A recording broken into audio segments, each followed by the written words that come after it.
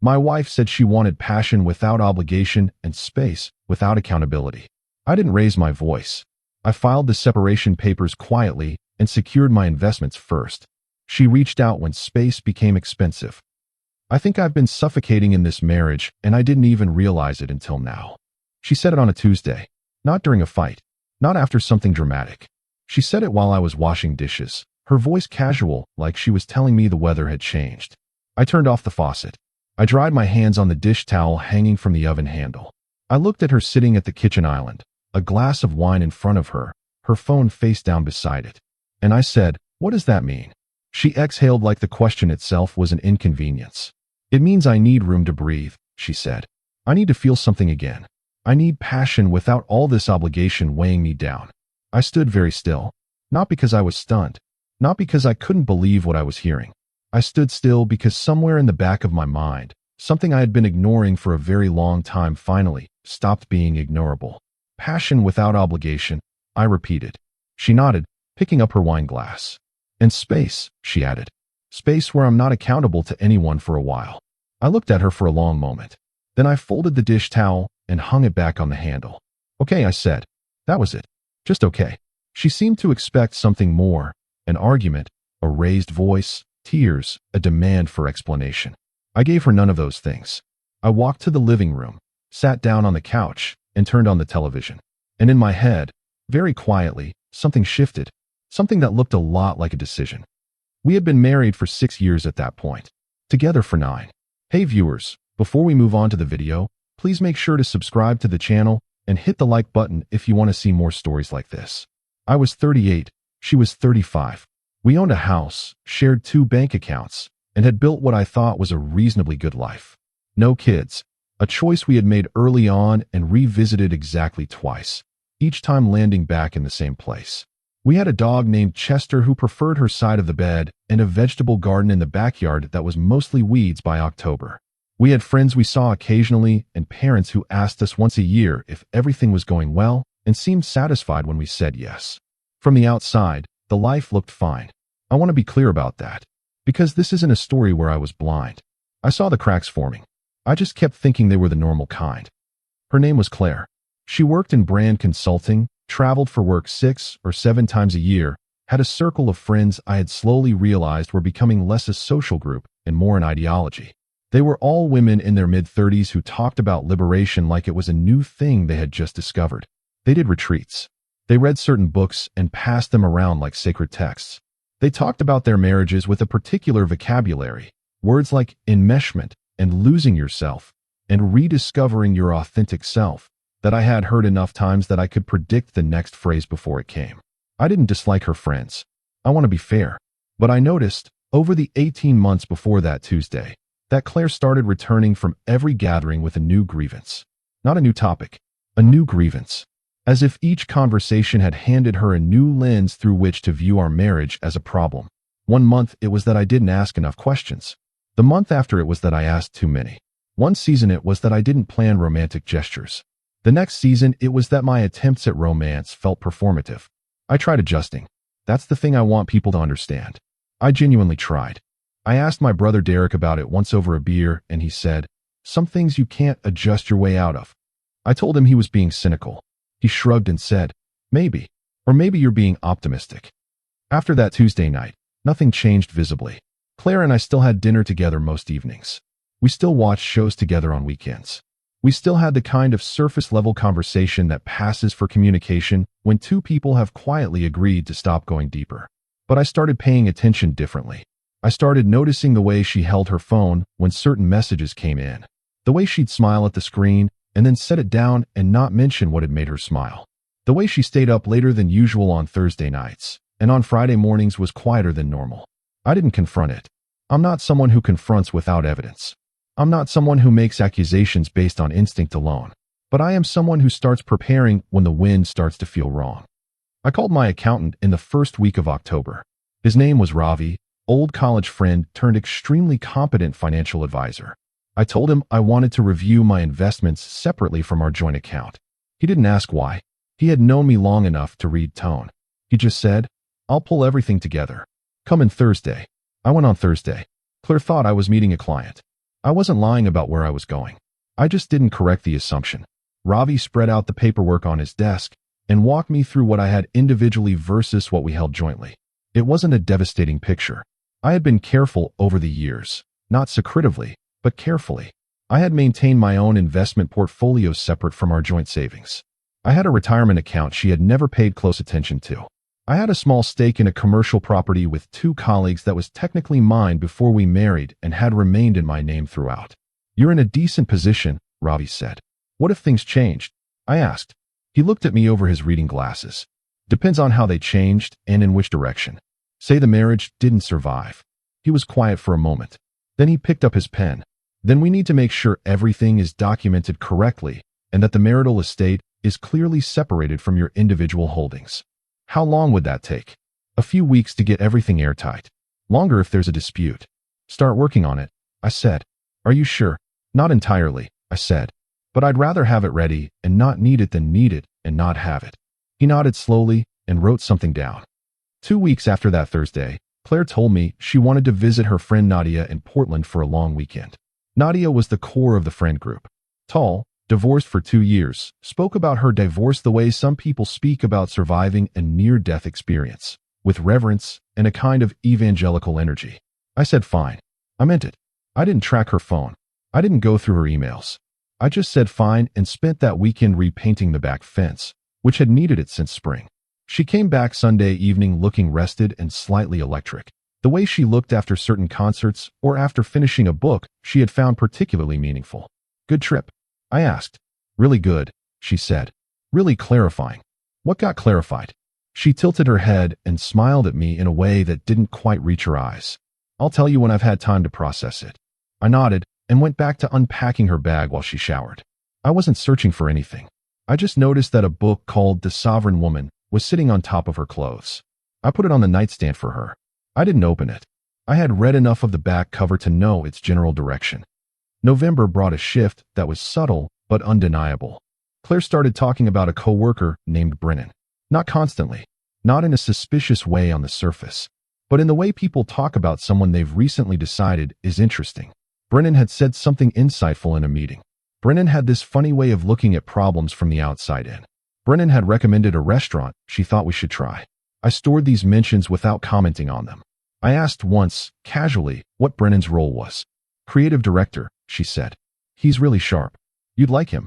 She said it effortlessly. No hesitation. No self-consciousness. Which was actually the thing that told me the most. I want to pause here and say something clearly. I am not a jealous person by nature.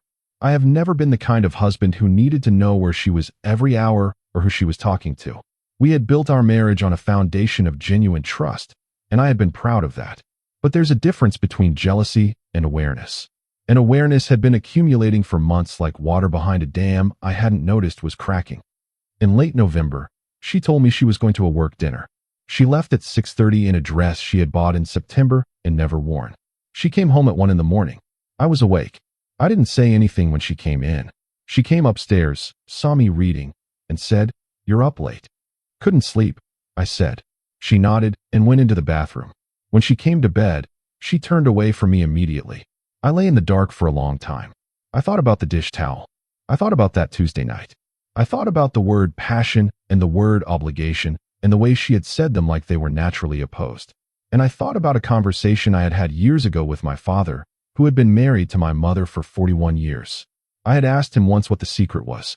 He had looked at me like I had asked something slightly ridiculous and said, "There's no secret. You just keep deciding to choose each other. The minute one of you stops deciding that, the whole thing runs out of gas." I stared at the ceiling for another hour. Then I made my decision fully. Not angrily. Not with bitterness. Just completely. I called a lawyer on a Monday morning. Her name was Ms. Okafor, and she had been recommended by a colleague who had gone through a divorce 2 years prior. He had described her as precise, calm, and completely unsentimental in the best possible way. I needed all 3 of those things.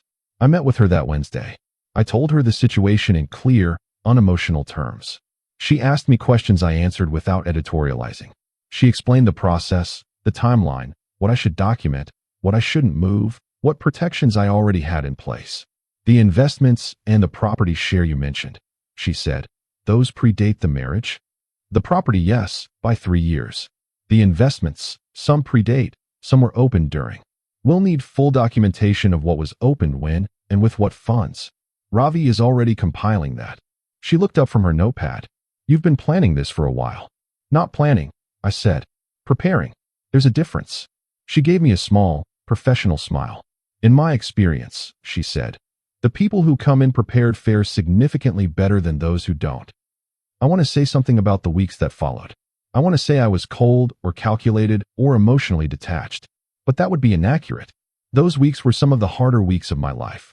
Every evening I sat across from Claire at the dinner table, and every evening I felt the weight of what I knew was coming.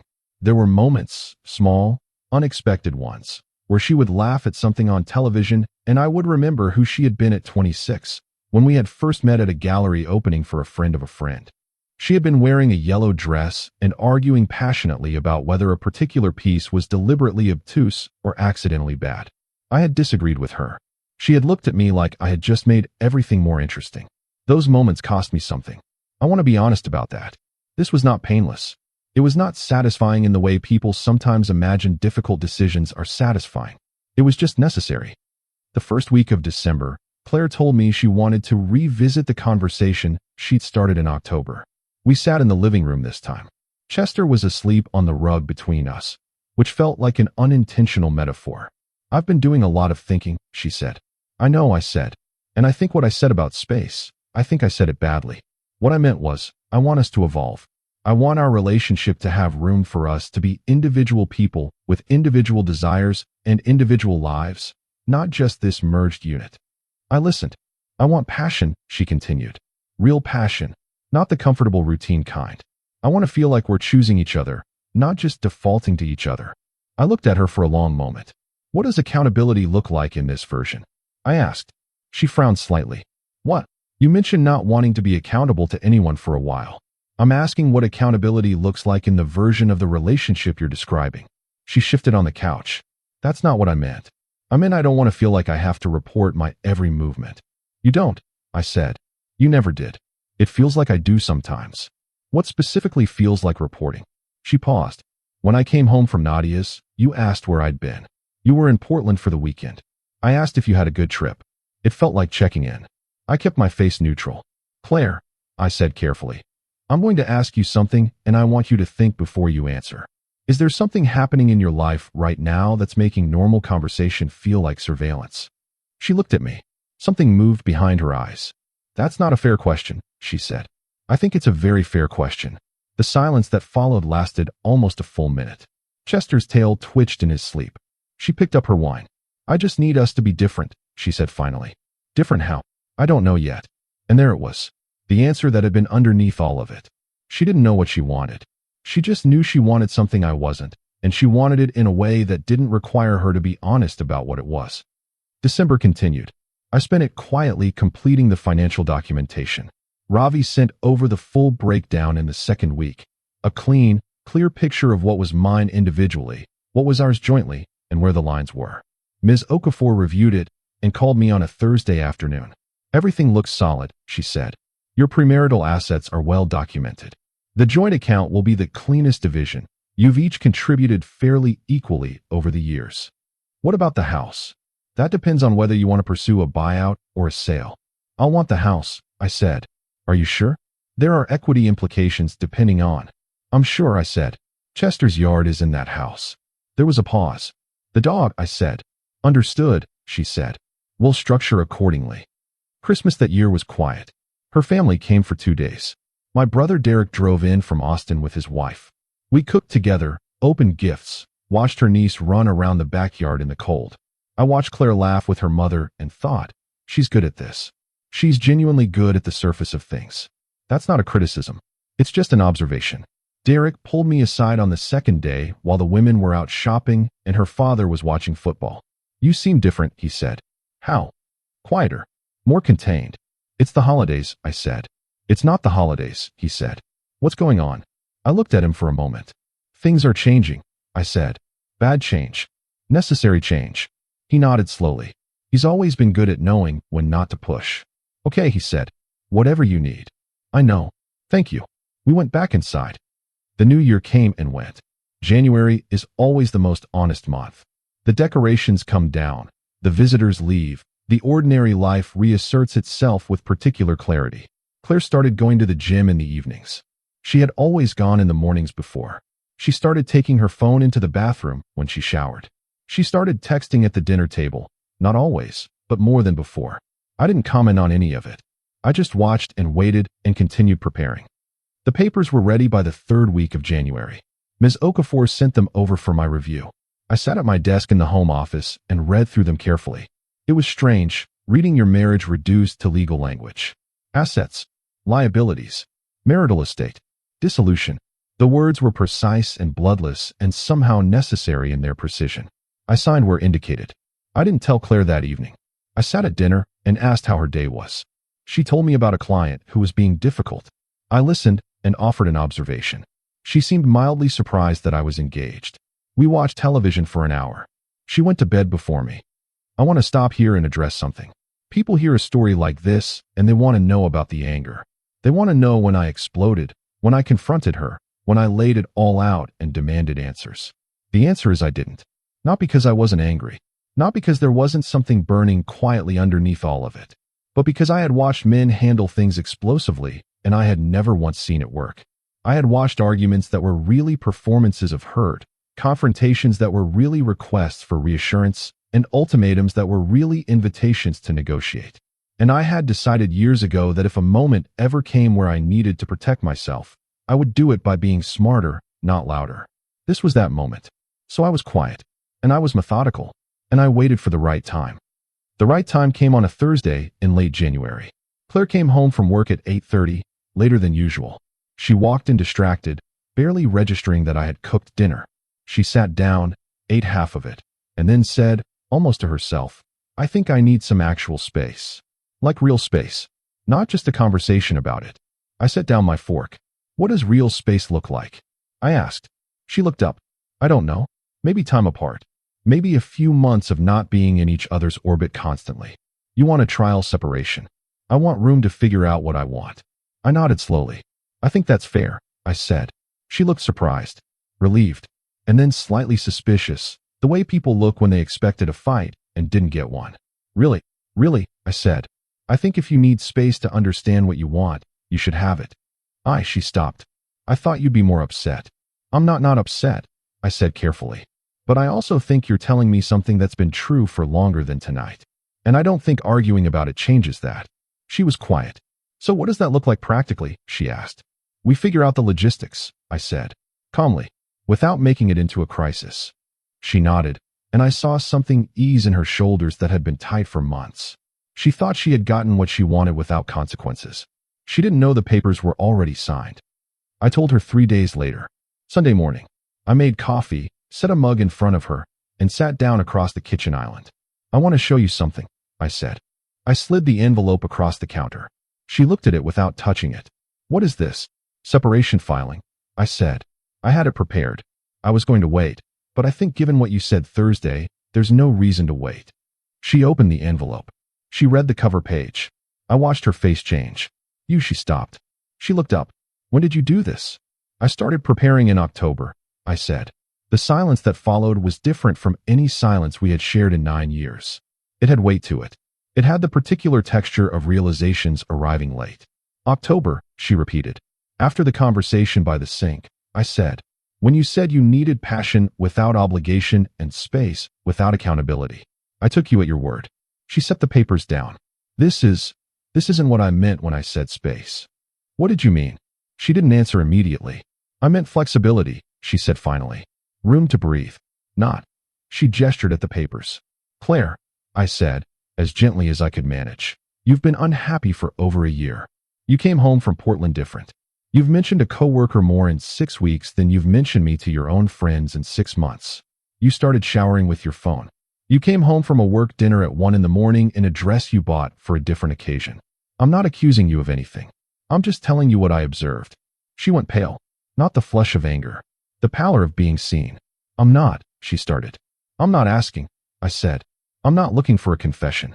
I'm just telling you that I've been paying attention and I think we've arrived at the same place from different directions. You want to be free of this. I want to make that possible for both of us. as cleanly as possible. She put her hands flat on the counter. Her breathing had changed. "Where is this coming from?" she said. "You've been so calm. You've been completely normal." "I've been preparing," I said. "I told you once what I'd do if something had to change. I just didn't do it loudly." "I never thought you'd actually." She stopped again. Chester came padding into the kitchen looking for breakfast, completely indifferent to the moment. I got up, filled his bowl, and set it down. When I turned back, Claire was still sitting with her hands on the counter, looking at the papers like they had said something she hadn't expected to hear. The weeks that followed were not dramatic. I want to be accurate about that. There were no screaming fights. There were no thrown objects or slammed doors or tearful midnight confrontations. There was mostly a kind of stunned, quiet negotiation. Claire moved into the guest room. She called her mother, which I knew because her mother called me 3 days later and said, "I don't understand what happened." I told her I thought her daughter deserved to find what she was looking for and that I had made it possible for her to do that. Her mother was quiet for a moment and then said, softly, "She didn't expect this." "I know," I said, "but it was coming regardless. I just moved at the speed of reality instead of waiting for it to move over me." Her mother didn't have a response to that. We said goodbye politely. Ms. Okafor walked us through the process over the following month. Claire had her own lawyer, a woman named Priya who was sharp and professional, and at one meeting gave me a look across the table that I interpreted as mild respect. The finances were cleaner than they could have been. The house was the only real negotiation. Claire's initial position was that she should receive half the equity. Ms. Okafor's position was that my pre-existing financial contributions and the independently valued components of my estate warranted a different structure. We arrived at a fair number after 3 sessions. Claire got a cash settlement that represented her contribution. I kept the house. I kept Chester. She didn't fight the last one. She moved out on a Saturday in March. Her friend Nadia came with a van. 2 other friends helped carry boxes. I stayed in the backyard with Chester while they loaded. At some point she came out and stood a few feet away from me. "I didn't think it would go like this," she said. "How did you think it would go?" "I thought you'd fight for it," she said. "For us." "I thought," she paused. "I thought you'd at least try to stop me." I looked at her. "You told me you were suffocating," I said. "I spent 4 months watching you choose something I wasn't being shown. I didn't stop you because you had already decided. I just made sure we both landed somewhere workable when it was over." She swallowed. "Are you angry with me?" "I'm disappointed," I said, "but not in the way that means I wanted it to be different. I'm disappointed that we couldn't get to honesty while there was still time. I'm not angry." She looked at Chester. "He's going to miss me," she said. "Probably," I said. She crouched down and held Chester's face in her hands for a moment. Then she stood, looked at me one more time, and went back inside. Nadia's van pulled out of the driveway 2 hours later. Spring came. I repainted the kitchen. I rearranged the furniture in the living room and found that I preferred it without the heavy sectional she had picked out. So I sold it and replaced it with something simpler. I started running in the mornings. Not as some kind of self-improvement project. I just had more morning available to me and needed something to do with the quiet. Derek called every week or 2. He came to visit in April, and we spent a Saturday fixing the garden that had been neglected since October. He didn't ask a lot of questions. He just helped me dig out the weeds and talked about normal things, his kids, a project he was working on, a book he thought I'd like. At one point, over sandwiches on the back porch, he said, "You seem better." "I am better," I said. "Not what I expected." "What did you expect? That you'd fall apart a little first?" "I thought about that. I think I did most of the falling apart before," I said, quietly. In October and November, when I realized what was happening and had to decide what to do about it. By the time the papers got filed, I had already done the hard part internally. He nodded, turning that over. "You really are our father's son," he said. "That's not an insult," I said. "No," he said. "It really isn't." 5 months passed. I don't want to skip over those months like they were easy or uneventful. They had texture. There were evenings when the house felt more empty than quiet. There were nights I reached for my phone to tell her something funny that happened and then caught myself. There were moments, brief and uninvited, where I missed the version of her I had fallen for at that gallery, the one who argued passionately about bad art and looked at me like a challenge. I grieved that version, quietly, the way I do most things. But the grieving was manageable because I had not been passive in what led to it. I had seen it coming. I had prepared. I had not stood at the sink waiting for the water to drain. I had turned off the faucet. The first message from Claire came on a Wednesday evening in August. I was on the back porch with Chester and a glass of iced coffee and a book I wasn't really reading. My phone lit up. Her name. The message said, "Hey, I hope you're well. I know this is probably strange. Can we talk sometime?" I stared at it for a while. Chester put his head on my knee. I didn't respond that night. I thought about it over the following 2 days. I thought about what the message might mean, what category of wanting it fell into, what would be served by responding versus not. On Friday, I wrote back, "I'm well. What's on your mind?" Her response came quickly, which told me she had been watching for mine. "Would you be open to a coffee? Just to talk. Nothing heavy. I don't know. I miss talking to you." I set the phone down. I went for a run. When I got back, I sat with it for another hour. Then I replied, "Sure. Sunday works." We met at a coffee place near the neighborhood. Not our usual spot. That felt important. She was there when I arrived, sitting at a corner table with a latte she hadn't touched. She looked different. Thinner, maybe. A little less easy in the way she carried herself. "Thank you for coming," she said. "Of course," I said. I ordered a black coffee and sat down. For a moment, neither of us said anything. Then she said, "I've been thinking a lot. About everything. The last year. How things went. How they got to where they got." I waited. "The space thing," she said. "It wasn't what I thought it would be." "How so?" She wrapped both hands around her mug. "It turns out that space without structure is it's lonely. And expensive." She gave a short, uncomfortable laugh. "I know how that sounds." "How does it sound?" "Like I'm only reconsidering because of practicalities." "Are you?" She was quiet. "Partially," she said. "I'm being honest. The apartment costs more than I expected. The thing with Brennan wasn't what I thought it was." I nodded once. She looked at me carefully. "You knew about Brennan." "I had a reasonable picture," I said. "You never said anything." "You were an adult making your own choices," I said. "It wasn't my job to prevent them." She flinched slightly. "He went back to his girlfriend," she said. "In May." I didn't see it coming as directly as I should have. "I'm sorry," I said. And I meant it. Not sarcastically. I was genuinely sorry that she had gone through something painful. Because despite everything, I was not rooting for her to suffer. "The thing is," she said, "I keep thinking about the night you showed me the papers. I keep thinking about how you said you'd been preparing since October. And I keep asking myself, if I had just talked to you, actually talked to you, would things have been different?" I thought about that carefully. "Honestly," I said, "please.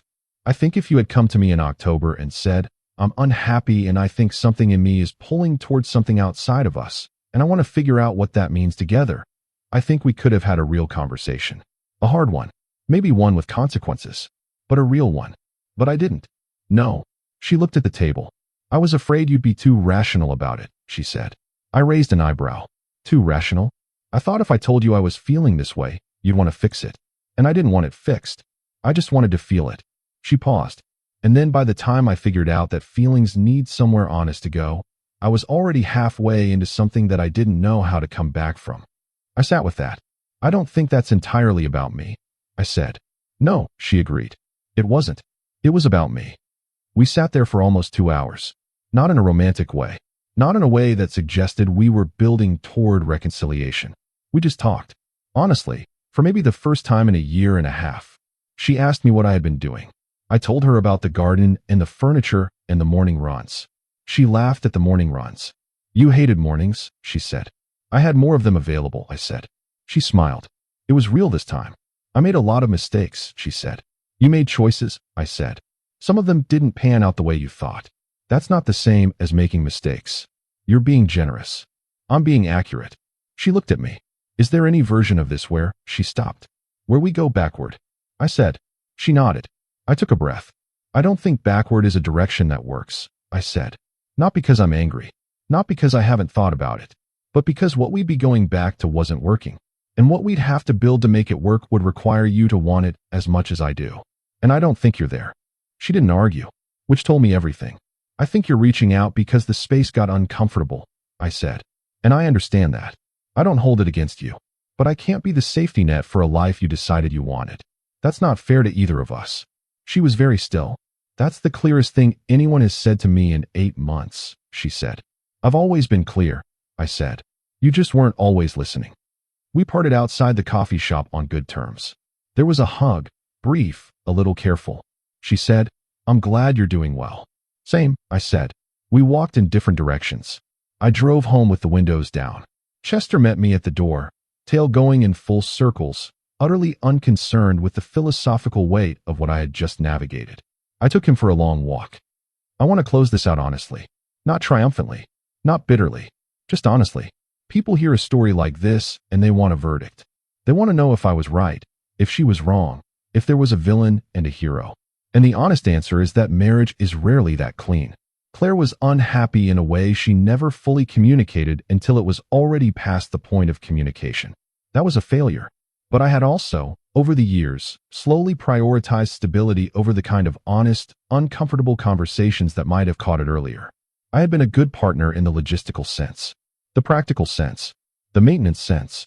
I had been less good at the terrifying kind of openness that people actually need. So we were both somewhat to blame for the drift. The difference was that when the drift became undeniable, I responded with clarity instead of chaos. I protected myself without cruelty. I let her go without making her feel like a prisoner for wanting to. And I did not wait for the water to rise before I started moving toward higher ground.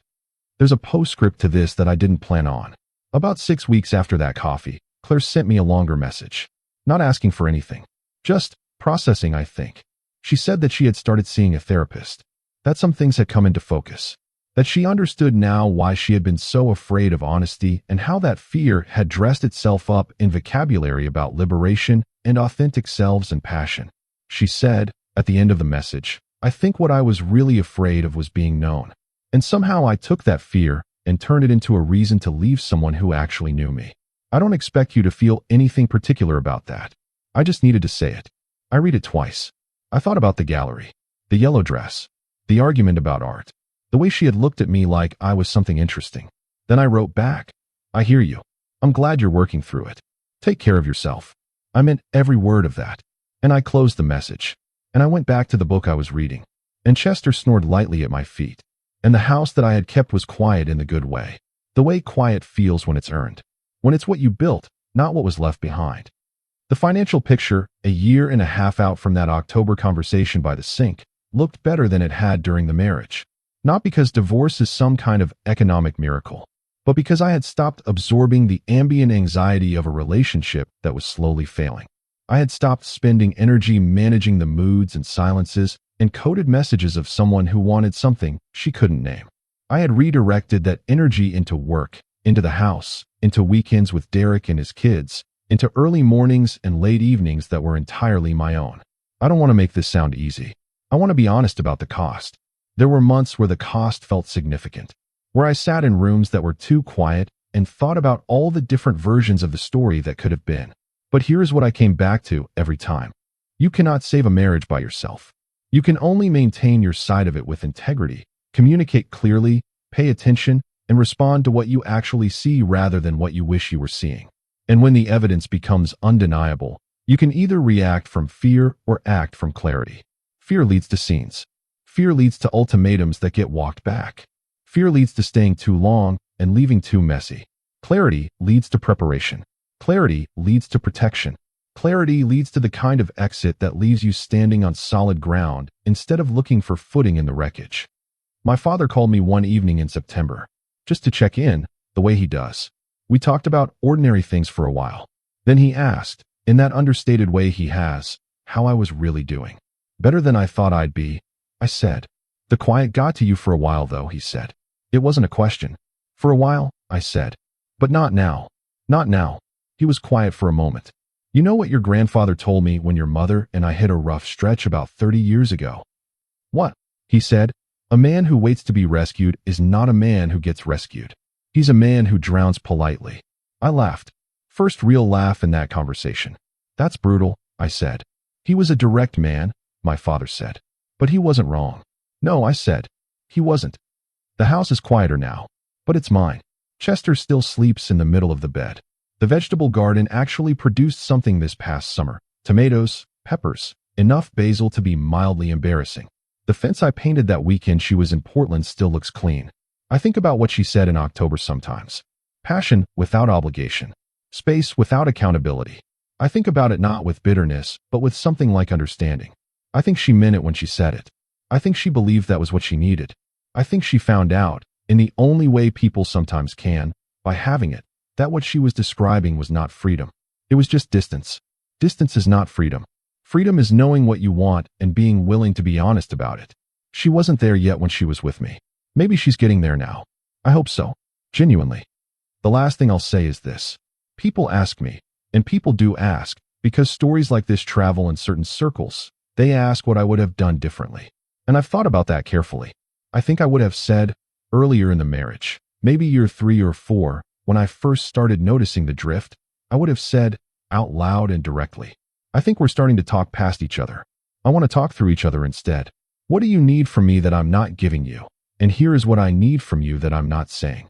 That conversation, held early enough, might have changed things.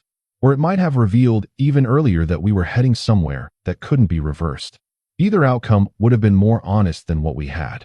And honesty, even when it costs you something, is the only foundation anything real can be built on. The rest, the paperwork, the lawyers, the financial preparation, the quiet, all of that was just the structure. The thing underneath it was simpler. I paid attention. I told the truth when I could. And when she told me what she wanted, I believed her. That's the whole story. If you've been through something like this, you already know that no narrative captures it exactly. Every marriage is different. Every ending is different. But the part that's the same, the part one think most people recognize, is the moment when you stop hoping it will change on its own and start deciding what to do next. That moment is not a defeat.